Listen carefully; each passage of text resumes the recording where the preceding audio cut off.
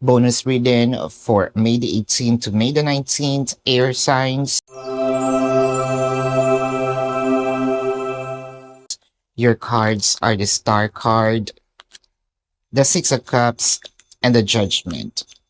Ngayon pa lang nagsisink in na namimiss ka ni person. Ngayon pa lang nagsisink in na itong separation ninyo is hindi maganda sa feeling, no? Probably at first, sumaya siya no mga time na bago-bago pa lang.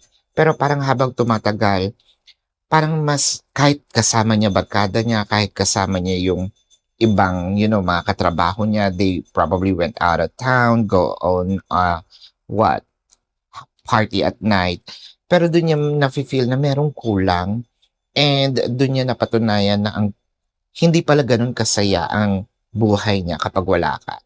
With the Star, ngayon parang lagi kanya naaalala, no? Especially at night. Parang unti-unti niyang nafe-feel na I need to be attached, no, to you again. Siguro may mga haplos or may amoy ka na kakaiba, no? Na yun yung kanyang nami-miss. So this is your bonus reading for May the 18th to the 19th, air signs. My name is Daphne, but spirit calls me bye-bye.